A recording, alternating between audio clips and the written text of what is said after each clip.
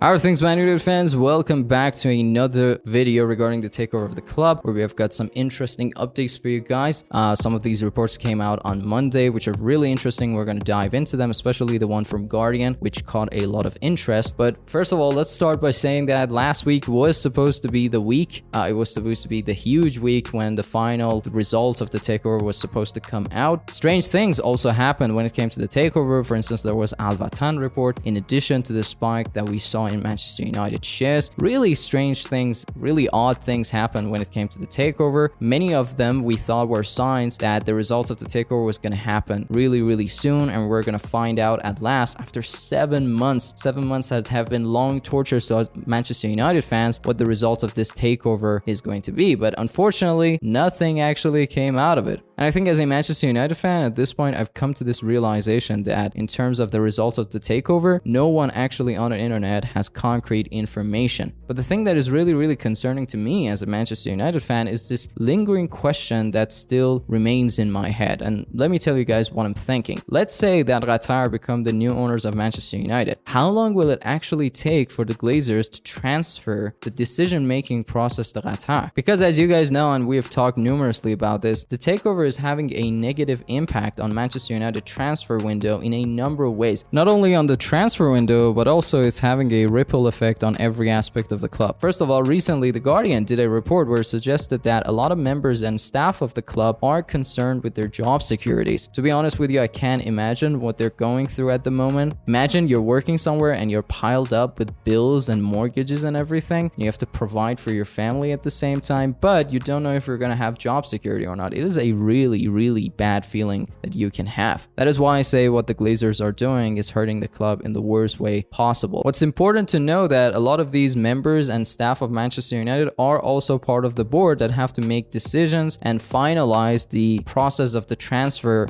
of Man United. Clearly, there's a board that Erik ten Hag has to basically provide them with a list of transfer targets that he has in mind, the players who are his priorities and everything, and that board has to basically go into negotiations with the agents of those players and basically finalize the deals. Of course, at this process, they will have to advise the Glazers, and I assume that the Glazers also still have some sort of control as long as they're in charge when it comes to the transfer process of Manchester United. They are the ones who say which deal is going to definitely happen and which one is not going to happen. That is why I say that the longer this takeover process gets, the more it's going to hurt Manchester United as a club, because the next season is going to be really important if we want to compete with clubs such as Manchester City or even Arsenal. What Erik ten Hag has been able to do this season has been a miracle, to be honest with you, but I don't think without investment we'd be able to replicate that kind of success that we had again with Erik ten Hag. And he himself has also said it. A couple of weeks ago, he came out and said that if Manchester United heads want to see this club to be successful, they have to make investments. And I think that is the nature of the football that we are seeing nowadays. Without investment, success is not going to come to you. Look at Man City. I think they are the best example that we have right now. Now, enough with the bad news. While many of us have been pessimistic about the date of the announcement, the news we have seen on the internet today are going to give us a glimmer of hope, to say the least, and I'm very happy to say that, to be quite honest with you. For instance, the first report from Guardian claimed on Monday that 9-2 Foundation has slipped ahead of Jim Ratcliffe's Ineos bid, yet there remains no concrete information from Reign or United. The report continues and says that the Ineos bid, it is believed, will see the Glazers retain some stake in the club, although they will be forced to sell their shares in the coming years, while the Qatar offer is for 100% of the club. And of course, this is something that we have talked about in our previous videos as well, and that is the reason why, as a Man United fan, personally speaking, I'm in favor of Qatar winning the takeover race, because I just want to see the Glazers gone for good, man.